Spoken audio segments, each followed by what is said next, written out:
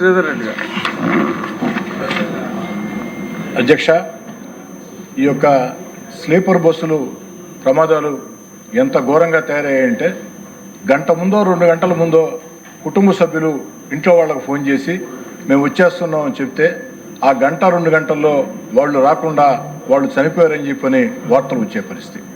అధ్యక్ష, ఇందుకు ప్రధాన కారణం ఈ స్లీపర్ బస్సుల్లో ఏమాత్రం ప్రమాణాలు పాటించడంలా, 2 డ్రైవర్లు ఉండాలా కానీ ఒక్క డ్రైవరే ఉంటున్నారు. సేఫ్టీ మెజర్మెంట్స్ ఏమీ కూడా తీసుకోవటంలా, ఎక్కడ కూడా పాటించడంలా. అన్నిటికీ మించి మద్యం తాగి కొంతమంది ఆ వాహనాలు నడుపుతూ ఉన్నారు. ఆ మద్యం తాగారా లేదా అన్న టెస్టులు నిర్వహించడంలా. అదేవిధంగా ఎమర్జెన్సీ ద్వారాలు ఉండాలా. ఆఖరికి ఈ ప్రైవేట్ బస్సుల స్లీపర్ బస్సుల యాజమాన్యాలు కక్కుర్తికి లోబడి ఆ యొక్క ఎమర్జెన్సీ గేట్లను కూడా క్లోజ్ చేసి స్లీపర్లు ఏర్పాటు చేసి అన్ని రకాల ఇబ్బందులు జరుగుతూ ఉన్నాయి. అధ్యక్ష, 10 ప్రమాదాలు జరిగితే నాకు తెలిసి దాంట్లో 1-2 ప్రమాదాలు, మిగతా ఎన్ని కూడా నిర్లక్ష్యంగా జరిగిన ప్రమాదాలు. ఆ నిర్లక్ష్యంగా జరిగినప్పుడు ఆ నిర్లక్ష్యంగా ప్రాణాలు కోల్పోతే వారి మీద ప్రమాదాల కేసు పెట్టకుండా, అంటే యాక్సిడెంట్ కేసు పెట్టకుండా హత్య కేసు పెట్టాలని, ఇంపార్టెంట్ మ్యాటర్, హత్య కేసు పెట్టాలని, పీడీ యాక్ట్ పెట్టాలని చెప్పి నేను కోరుతూ ఉన్నా. ఎందుకని చెప్తున్నాడు అధ్యక్ష, ఇందాకే చెప్పా మీకు, ఒక యాక్సిడెంట్ 10 యాక్సిడెంట్లో ఒక యాక్సిడెంట్ జరిగితే దాని మామూలు యాక్సిడెంట్, కానీ నిర్లక్ష్యం కారణంగా ఆ యొక్క మనుషులు చనిపోతే ఎంత బాధాకరమో, ఆ కుటుంబాల శోకం ఎవరికి చెప్పుకోవాలో ఒక్కసారి ఆలోచన సాగించండి. కాబట్టి వాళ్ళ మీద కఠిన చర్యలు తీసుకోవాలా.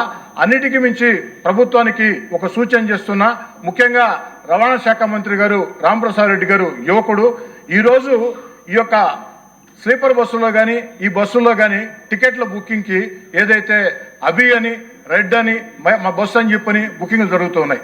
వారికి ఏమాత్రం సంబంధం ఉండదు. వ్యాపార సంస్థలు 100 కోట్లు వారికి ఆదాయాలు వస్తూ ఉంటాయి, కానీ ప్రభుత్వానికి ₹1 ఆదాయం లేదు. అదే ఆర్టీసీ డిపార్ట్మెంట్లో ప్రతి ఆర్టీసీలో కూడా మన దగ్గర మొత్తం కూడా ఈ యాప్ ఉంది. ఈ బస్సులు ఎక్కడ తిరుగుతాయి? ఆంధ్ర, తెలంగాణ, తమిళనాడు, కర్ణాటక లేదా ఒరిస్సా. కాబట్టి ఈ రాష్ట్రాల రవాణా శాఖ మంత్రులతో మాట్లాడి అభి బస్సు, రెడ్ బస్సు బుకింగ్లు కాకుండా మొత్తం కూడా ఆర్టీసీ యాప్ ద్వారా మనమే టికెట్లు బుక్ చేసుకుంటే ప్రభుత్వానికి మేలు జరుగుతుంది. తద్వారా ఆ టికెట్లు బుక్ చేసేటప్పుడు ఆర్టీసీ మన కంట్రోల్లో ఉంటుంది. కాబట్టి ఆర్టీసీ అధికారులు అన్ని ప్రమాణాలు ఉన్నప్పుడే ఆ బస్సులకి పర్మిషన్లు ఇస్తారు. ఆ విధంగా చర్యలు తీసుకోవాలని చెప్పి కోరుకుంటూ, చిట్ట మాట అధ్యక్ష, మంత్రి గారు ఏం చెప్పారంటే 25-26లో ఎన్ని కేసులు బుక్ అయినాయంటే 22,272 కేసులు బుక్ అయ్యాయని చెప్పడం జరిగింది. దాని మీద ఎంత పెనాల్టీలు వేశారంటే 21,75,00,000 పెనాల్టీ వేసామని చెప్పడం జరిగింది. అంటే సగటున 9,570 రూపాయలు. అధ్యక్ష, రవాణా శాఖ అధికారులు, కింది స్థాయి అధికారులు ఈ స్లీపర్ బస్ యాజమాన్యాల మీద ఎంత ప్రేమ ఎందుకు? ఒక ఆటో పట్టుకుంటే 10,000 వేస్తున్నారు, స్కూటర్ పట్టుకుంటే 10,000 వేస్తున్నారు. అలాంటిది స్లీపర్ బస్ యాజమాన్యాలు 100 కోట్ల 1,000 కోట్ల ఆస్తిపరులు ఆ యొక్క ప్రాణాలు కోల్పోయే పరిస్థితి ఉంటే వారికి 9,570 రూపాయలు. 22,727 కేసుల్లో 21,75,00,000 అంటే సగటున 9,570 రూపాయలు. మరి ఏంది అధ్యక్ష ఇది? కాబట్టి మంత్రి గారు, మీరు యువకులు, మీ కింది స్థాయి అధికారులు పూర్తిగా గాడి తప్పేస్తున్నారు. వారిని కంట్రోల్లో పెట్టండి, బలంగా వారికి పెనాల్టీలు వేయండి, కఠినమైన చర్యలు తీసుకోండి. 2 డ్రైవర్లు పెట్టాల్సిందే, డ్రంక్ అండ్ డ్రైవ్ టెస్ట్ చేయాల్సిందే, ఎమర్జెన్సీ డోర్స్ ఉండాల్సిందే, సేఫ్టీ మెజర్మెంట్ పాటించాల్సిందే. అదేవిధంగా ఈ అభి రెడ్ బుక్ల మీద మరోసారి పునరాలోచన మొత్తం కూడా చేసి, రెడ్ బస్సుల మీద పునరాలోచన చేసి, ఏదైతే అన్ని రాష్ట్రాల రవాణా శాఖ మంత్రులతో మాట్లాడి, ముఖ్యమంత్రి గారితో మాట్లాడి ఈ యొక్క బస్సుల బుకింగ్ మొత్తం కూడా ఆర్టీసీ చేపట్టినట్లయితే అన్ని రాష్ట్రాలకు కూడా మేలు జరుగుతుంది, నియంత్రణ వస్తుంది. ఆ దిశగా చర్యలు తీసుకోవాలని చెప్పని కోరుకుంటూ సెలవు తీసుకుంటారు అధ్యక్ష. విమానం పైలట్లకి ఎలాగ జాగ్రత్తలు తీసుకుంటారో వీళ్ళకి కూడా అలా తీసుకోవాలి. అదే చెప్పారు. విమానాల్లో ప్రయాణించే వాళ్ళు ప్రాణాలంత ముఖ్యం, సాధారణ ప్రాణాలు అంతే ముఖ్యం. ఎంత బాధాకరం అంటే సార్, స్లీపర్ బస్సుల్లో ప్రయాణించే వాళ్ళంతా కూడా సార్ మధ్యతరగతి, దిగువ మధ్యతరగతి, పేద కుటుంబాలు సార్. ఎంత బాధేస్తుందంటే 1 గంట 2 గంటల్లో ఇంటికి వస్తామని ఫోన్ చేస్తారు. వారు రావచ్చు, లేదా వారు చనిపోయారని వార్త రావచ్చు. దీని మీద రవాణా శాఖ మంత్రి గారు, అధికారులు దయచేసి నా మాటల్ని విమర్శలుగా భావించవద్దు. మనది ప్రజాప్రభుత్వం, మంచి ప్రభుత్వం, చంద్రబాబు గారి నేతృత్వంలో ప్రజల కోసం పనిచేసే ప్రభుత్వం. కాబట్టి అధికార యంత్రాంగాన్ని అదిలించి కదిలించి ముందు కొనసాగించి ప్రజలకు మేలు చేసే చర్యలు చేపట్టాలని వినయపూర్వకంగా మంత్రి గారిని అభ్యర్థిస్తూ ఉన్నాం. మంత్రి గారు. అధ్యక్ష, గౌరవ సభ్యులు అడిగిన దానికి సమాధానం. అధ్యక్ష, ఈ ప్రభుత్వం ఏర్పాటైన తర్వాత 2 దుర్ఘటనలు జరిగాయి అధ్యక్ష. ముఖ్యంగా కర్నూలు అలాగే మార్కాపురం ఇన్సిడెంట్ ద్వారా పటిష్టమైన భద్రతా చర్యలు తీసుకుంటున్నాం అధ్యక్ష. దానిలో భాగంగానే కేవలం ఫిట్నెస్ వల్లే కాకుండా హ్యూమన్ ఎర్రర్ వల్ల కూడా ఈ యాక్సిడెంట్ ప్రమాదాల వల్ల ఎక్కువ ప్రాణాలు కోల్పోతున్నారు అధ్యక్ష.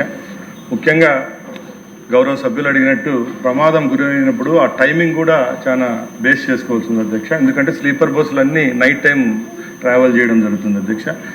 ఆ టైంలో అందరూ గాఢ నిద్రలో ఉండడం వల్ల, అలాగే ఎమర్జెన్సీ ఎగ్జిట్ ఉండడం వల్ల, ఒకే ద్వారం వల్ల ఒక 20-30 సెకండ్లోనే ఎవాక్యుయేట్ అయ్యే టైంలోనే అక్కడ ఉండే ఫ్లేమబుల్ మెటీరియల్ ఉంటుంది అధ్యక్ష. లోపలికల్లా స్పాంజ్, కుషన్స్, బెడ్షీట్లు ఉండడం వల్ల ఎక్కువ ప్రమాదాలు జరుగుతున్నాయి అధ్యక్ష.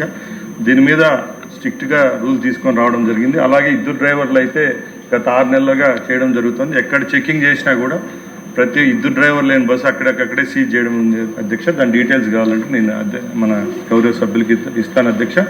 అలాగే ఈ పటిష్టమైన చర్యల్లో భాగంగానే ఫిట్నెస్ అలాగే డ్రంక్ అండ్ డ్రైవ్ విషయంలో ఎక్కడ రాజీ పడేది లేదు అధ్యక్ష. ఒక 8 అవర్స్ జర్నీ మధ్యలోనే 2 దగ్గర తప్పకుండా చెకింగ్ పాయింట్ కూడా ఏర్పాటు చేయడం జరిగింది అధ్యక్ష. తప్పకుండా ఇలాంటి యాక్సిడెంట్ జరగకుండా దీనికి పటిష్టమైన చర్యలు తీసుకునేదానికి ప్రభుత్వం అలాగే రవాణా శాఖ సిద్ధంగా ఉందని గౌరవ సభ్యులకు మీ ద్వారా తెలియజేస్తున్నాను. Thank you. క్వశ్చన్ నెంబర్ 1742 సంబంధిత మంత్రి గారి తరఫున నాదెండ్ల మనోహర్ గారు. నమస్కారం అధ్యక్ష. గౌరవ ఉప ముఖ్యమంత్రి వర్యులు శ్రీ పవన్ కళ్యాణ్ గారి తరఫున ఈ ప్రశ్నకు సమాధానం అధ్యక్ష. మొదటి ప్రశ్నకు సమాధానం అవునండి. పోర్ట్ ప్రాంతంలో అదనపు dust suppression systems, real time area quality monitoring స్టేషన్లను ఏర్పాటు చేయాలని, అలాగే గ్రీన్ బెల్ట్ను మెరుగుపరచాలని విశాఖపట్నం పోర్ట్ అథారిటీని ఆదేశించడమైంది అధ్యక్ష. కూటమి ప్రభుత్వం వచ్చినప్పటి నుంచి గౌరవ ఉప ముఖ్యమంత్రి గారు పవన్ కళ్యాణ్ గారు ప్రత్యేకంగా విశాఖపట్నం పైన దృష్టి సారించి విశాఖపట్నాన్ని ఒక మోస్ట్ లివబుల్ సిటీగా మనం మార్చాలనే తపనతోటి అనేక సందర్భాల్లో సమీక్షలు ఏర్పాటు చేశారు అధ్యక్ష. మొట్టమొదటి సమీక్ష ఆగస్టు 2024లో. అప్పటి నుంచి కూడా విశాఖపట్నం పోర్టు ప్రాంతంలో, అంటే రెండో ప్రశ్నకు సమాధానం అధ్యక్ష, అయితే ఎటువంటి వివరాలు వాటికి సంబంధించిన దానిపైన నేను గౌరవ సభ్యులకు దృష్టి తీసుకెళ్తున్నాను అధ్యక్ష.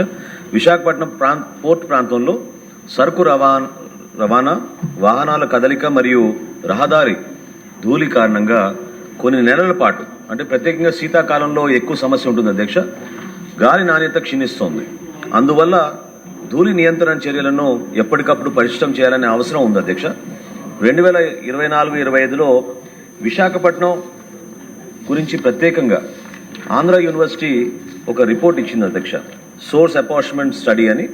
దాని 2024-25లో it indicates that the influence of dust emissions from the port may extend beyond 2 kilometers and recommended to increase the efficiency of mechanical dust suppression systems, dry fog systems, proper traffic management and use of EV vehicles for improving air quality in the port area, Adhiksha. And I wish to bring to the notice of the honorable member, Adhiksha, that air quality index Visakhapatnamlo pratyekanga ఒక్కొక్క సందర్భాల్లో బాగా పూర్గా వెళ్తుంది అధ్యక్ష, చాలా సందర్భాల్లో moderate వరకు వెళ్తుంది. ఒక సంవత్సరం కాలం మనం ఈ AQI levels తెప్పించుకుంటే. So Andhra Pradesh pollution control board has been monitoring and also has intensified inspections in these areas, Adhiksha. Show cause notices were issued for levying environmental compensation to port and industries for non-compliance, Adhiksha. ఈ Visakhapatnam port ఏరియాలోనే ఉన్న కొన్ని ఇండస్ట్రీస్కి ఇప్పటి వరకు దాదాపు 6 కోట్ల రూపాయలు జరిమానా కూడా విధించడం జరిగింది అధ్యక్ష. వాళ్ళకి షో కాజ్ నోటీస్ కూడా ఇవ్వడం జరిగింది. After periodical reviews, Visakhapatnam Port Authority has implemented dust control measures in a phased manner. Existing 444 sprinklers around stockpiles and roads, 14 fog cannons, 4 mechanical sweepers, 10 storage sheds, 25 water tankers, 8 tire washing facilities, high-rise wall towards the city interface and covered transportation in the existing green belt area appears to be insufficient to mitigate the air pollution in the port area, Adhyaksha. Andukane additionalga directions were issued to the Visakhapatnam Port Authority to take stringent measures to mitigate air pollution and improve the air quality in the port area, Adhyaksha. VPA also monitors the pollution control with almost 5 additional personnel dedicated specifically for this air pollution control measures, Adhyaksha. Accordingly, the VPA has proposed to install 100 additional water sprinklers, 13 dry fog cannons, 8 truck tire washing facilities and 1 mechanical road sweeping machine and 2 pressurized water tankers, Adhyaksha. Installation of 3 additional real-time ambient air quality monitoring stations also in progress.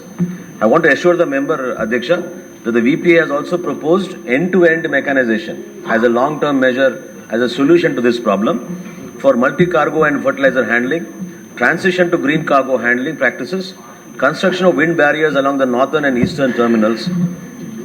Coal stockpiles near habitations are proposed to be relocated from the habitation area, Adhyaksha. Adhyaksha, చాలా సందర్భాల్లో అక్కడ ఉన్న ప్రాంత ప్రజలు అక్కడ ఉన్న వాతావరణం గురించి ఎంతో ఆందోళనతోటి చెప్పడం జరిగింది, అధ్యక్ష.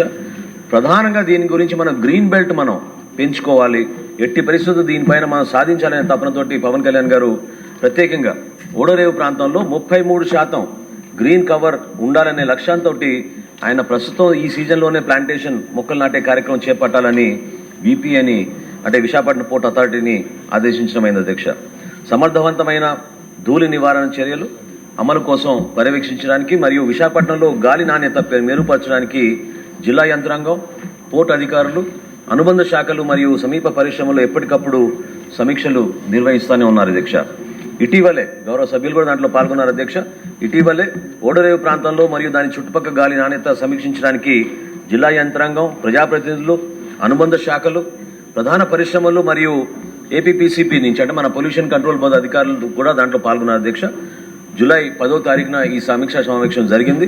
ఈ సమావేశంలో చాలా స్పష్టంగా గాలి నాణ్యతని మెరుగుపరచడానికి విశాఖపట్నంలో ఏ విధంగా మనం చర్యలు తీసుకోవాలి దానిపైన short term measures at the same time long term measures కూడా ప్రతిపాదించడం అయింది, అధ్యక్ష.